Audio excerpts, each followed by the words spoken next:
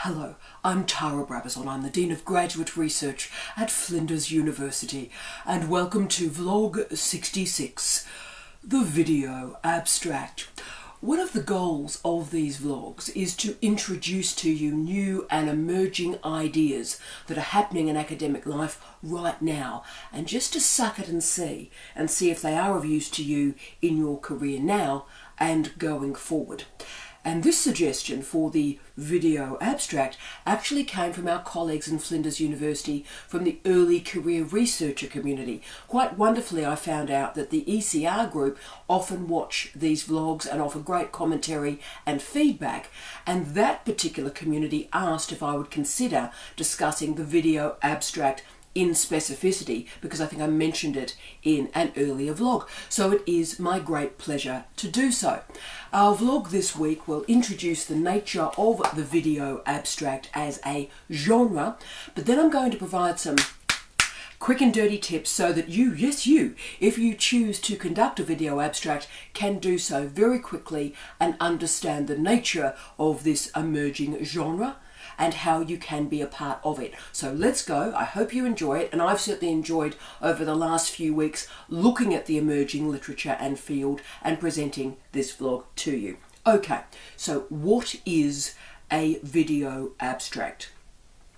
Yes, it is the equivalent of a written abstract for a journal, but it is its own genre. It is certainly not a matter of simply reading a written abstract into the camera.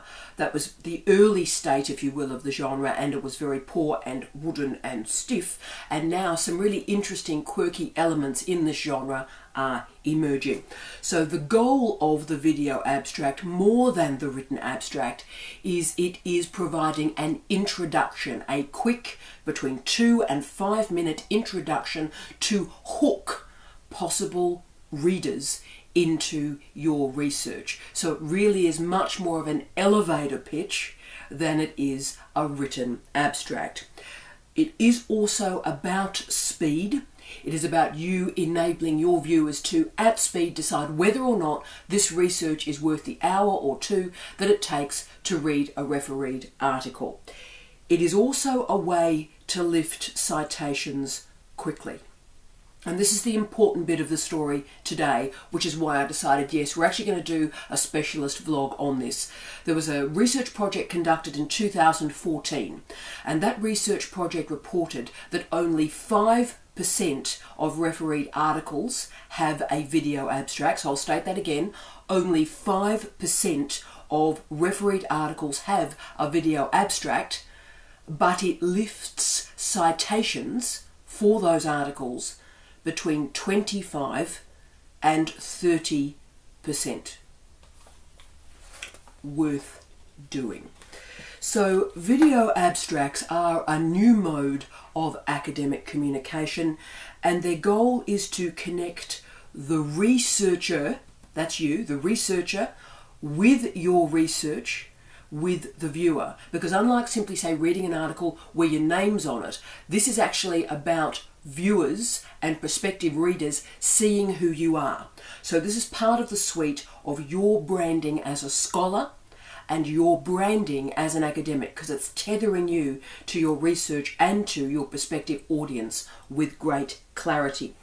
The key here is to be really precise about what you want to convey to your audience. So most importantly, you need to express your name and the title of the article, but you need to convey precisely what the point of the research actually is. Now, this is significant if you're enacting translational research. A lot of our colleagues in the social sciences, in the health sciences, and also in business, big hi to the business school, you guys are doing this translational research. And why that's important is you're speaking to at least 2 different audiences. Now, you need to decide who is the audience, singular, for a particular video abstract, and your choice of vocabulary will determine particularly who that audience is. Now, you may decide, particularly in the health sciences and business, that there are 2 or perhaps 3 distinct audiences for this research, and you may decide to record a video abstract for each of those audiences. So I think that's quite significant and important. Now, the best uses of these video abstracts we see in the natural sciences and in engineering to explain, to concretize, if you will, what this research is and why it matters. And also specifically, if you've got a refereed article that's on a slice of a much bigger project, in the video abstract you can position this research into the wider context of the big project, which is terrific, which will then pick up the citations and interests for the other bits of the project. So that's terrific. For the humanities and the social sciences, the point, the rationale, the big picture ideas can become clear through the video abstract. They allow you to make your article special. Between 4,000 and 5,000 refereed articles are published every single week. Why should anybody care about your work, and indeed, how could anybody actually find it? Well, a video abstract is one way to enact that finding, that discovery of your research. So the best of video abstracts takes content, but understands that when you move media, you also move the approach, the rationale, and the type of work you are enacting. So research that's presented in a refereed article and research that's presented in a video, that's multimodal. They're two different channels, and you need to understand the difference. A range of really fantastic journals and publishers are using video abstracts at the moment. Physics Education, the publisher Cell Research, and Cell Press are doing some fantastic work around this area, and Cell Press actually have their own YouTube channel, which is really doing very well. International best practice, I think. But a whole series of publishers are using them. Wiley is doing it really well. Elsevier, the wonderful publisher I have some great relationships with. Emerald is developing a whole series of really innovative ways of thinking about video and research. Dove Press, and also the Taylor and Francis suite, Old Routledge, and a whole series of other publishers that they've bought have a Vimeo channel. So this is a thing, and it is an emerging event in academic life that has momentum. Wiley has described the importance of video abstracts as being, quote, a way to bring research to life, end of quote, bring research to life. I really enjoy that. So if you're wanting to be a part of this movement, and I do think it is a good idea, let me provide a series of very basic steps for you to get into this video abstract story. It's very important, I think, that you start simply. Yes, you can use the camera apps on your mobile phone, no worries at all. There's some very good work that you can do on the mobile phone alone. The lenses have improved, the microphones are okay, so you can do work on your mobile phone now, but I would advise that you buy a tripod. The tripod for me really is a no-brainer. Tripods cost between $25 and $50. You don't need to spend more than $50. In fact, get a $25 one, but do get yourself a tripod. Now, if you want to go a little bit above the mobile phone, there's all sorts of in-between and interesting small cameras that can work. Here's one from Kodak, big fan of that. And of course, the flip camera was a terrific camera, still is. Less supported because obviously Cisco rendered it redundant in their company. So it exists, but it's not as supported as it was in terms of software. But Kodak, a whole series of different firms are creating some good quality and cheap hardware.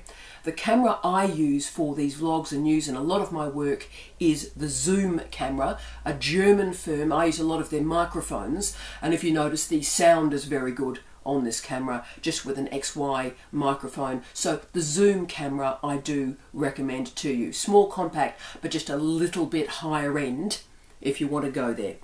So you've now got the hardware. What are you going to do with the hardware? And the answer is keep it simple. The best video abstracts span between 2 and 5 minutes. And what I recommend to you is you must write a script. Do not do this stuff off the cuff. It needs to be great, it needs to be precise, it needs to be good functional prose that you can convey through a camera. So between half a page and a page is the script you will be writing. So now we're getting to the structure of your video abstract. Introduce yourself. Use your full name, your title, your university affiliation. Get that out in the first 10 seconds. Then the title of the piece. Full title, including subtitle. Now, this is the trick. Present the most important information first. So, what you have discovered. What's the innovation in your data set? What's your interpretation? Why should we care about this? What is brilliant? What is outstanding? What is exciting about what you've done? And you need to convey that in the first 30 seconds. So in journalism, we call this burying the lead. People go, let's talk about the methods, let's talk about the literature, let's talk about my systematic review, blah, blah, blah. None of that matters, actually. For a video abstract, do not bury the lead. Why should we care? What have you discovered? What are the outcomes? Tell me about it. Tell me why it's fabulous. Boom, boom, boom. That's what you do in a video abstract. So if it is empirical, tell me about the data, tell me about the interpretation, tell me what you've done well. If it is a theoretical piece, this can work really well. Explain to me how, in your theoretical piece, you have transformed thinking on this topic. Start there. And again, the goal of this whole project is to connect your research with an audience of scholars who, once seeing your video abstract, will go, wow, that sounds amazing. I'm going to read this now. That's what you want. So let's talk about you now and your relationship with the hardware, your relationship with the camera. I won't lie to you. Pieces directly expressed to camera, this is tough. This is a tough gig to do, and a lot of people become incredibly nervous and agitated and worried. It is a tough gig. The best way to handle that is to just acknowledge it, swallow hard, say, you know what, this is a new set of skills that I'm developing here, and I will improve as I become more experienced. So acknowledge the fear, acknowledge the worry, but also note that you can do it many, many times. You haven't got like one shot out of the locker. You get many goes at developing this video abstract. But as I said, remember, write a script and learn it. Learn it. And be between 2 minutes and 5 minutes. When I train people to do work with the media, I do always start with sonic media. I start with sound. And there are many reasons for that. Firstly, it's easier because you've only got to worry about sonic media and the hearing element of media rather than the visual stuff. But also, it's always a reminder about the importance of sound and the voice. The voice is a great gift of the human being. And I think particularly as academics, we don't appreciate and use our voice the best that we can. And what you've got to do when you're developing this video abstract is not read the video abstract as if it is a script. So I am simply reading each word at a time, and it sounds incredibly wooden and forced. And a lot of the video abstracts that you see, they're simply reading it and it sounds terrible. What you've got to try and do, if you can, is render your voice natural, conversational and intimate. A lot of people will listen to the video abstract with headphones on, so it's incredibly personal. So if you can, be personable. The second trick with sound I always try and convey to people that makes a real difference is find a way to put emotion into your throat. Because all of us tend to only use a very narrow series of tones, a narrow series of notes when we speak. And you've got to try and find a way to add energy and excitement and passion and guide your audience through your research via your throat, via your voice. So it's a couple of quite easy techniques we can use. Try and find ways, for example, if there is a bit of humour there, try and put a tickle of laughter into your throat. Often when you smile, you can feel the change in your throat as well. So add a bit of personality and energy and laughter to your work. And secondly, if something is quite emotional or quite difficult, find a way to just add a tear in your throat, as we say in radio. Find a way to add a tear to your throat.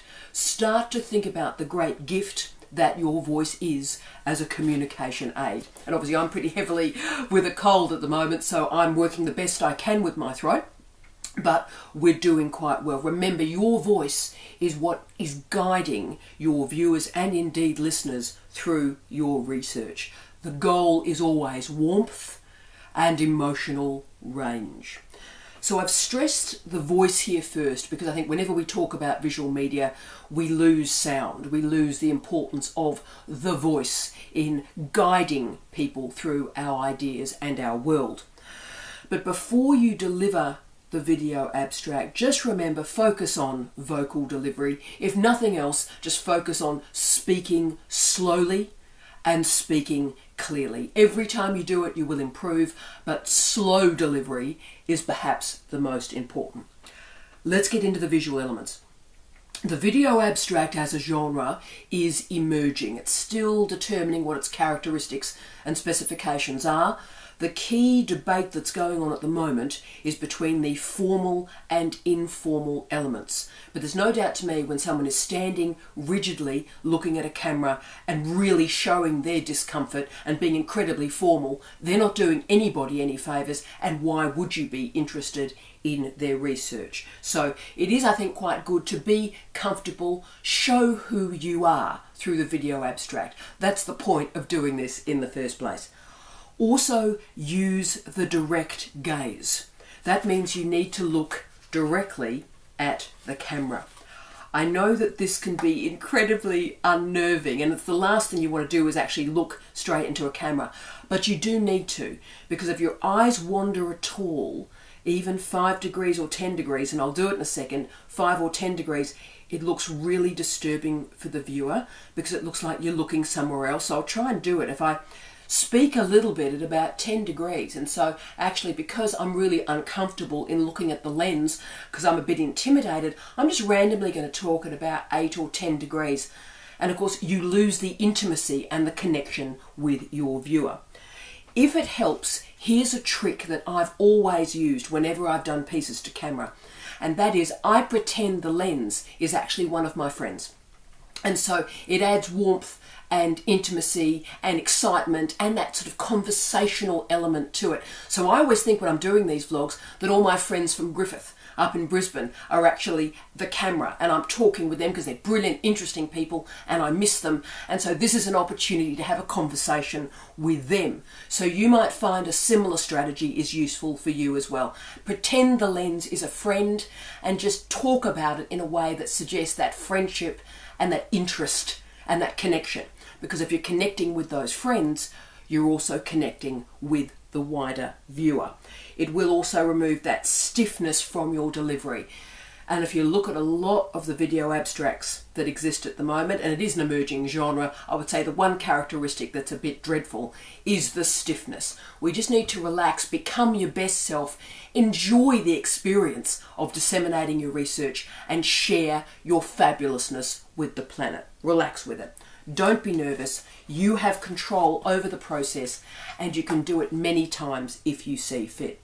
Please remember, do not read your written abstract. The written abstract and the video abstract are very different things. Introduce yourself, introduce the title, then explain why I should give a damn, why I should care, why is this brilliant, why is this transformative, give it to me. Sell it to me. Explain to me why this is fabulous. Get that in the video abstract. Now, a lot of publishers are doing this now. They have their own YouTube channels. But even if publishers don't do this, when you produce a refereed article, I would methodically now start producing a video abstract. And always make sure in the information section on YouTube that you list the URL, list the precise details of the article. Because remember, the whole point of this is you want people to read your article. You're not doing this as a self-standing, here's the video abstract. They're watching that and you want them to read your piece. So make sure whenever you send this material around social media, the video abstract is always linked with the article itself. So why would you do this? There are many reasons to do a video abstract, I think, but most importantly, it raises the profile and the visibility of you and your research. And one little Google point I want to give you. Video is increasingly found on Google. So video, and also can I say photography as well, video always appears higher in your Google rankings than the written work. So if you want to start to control those first 3 pages of your Google returns, one way is to record video, and video will start to appear higher up your ranking. So as you can see, research dissemination is everything. Yes, writing an article, publishing it, going through refereeing, all of that is terrific and important. But your job starts when the article is published. It doesn't finish, it starts. And your role then is to find every strategy you can, including a video abstract, to send around social media, build up your profile, build up your citations, and allow people to discover you and to discover your fantastic research. So thank you to our wonderful early career researchers for a great suggestion this week. Thank you very much. I've loved doing the research for this one. And as always, I wish you love, light, and peace. Tea out.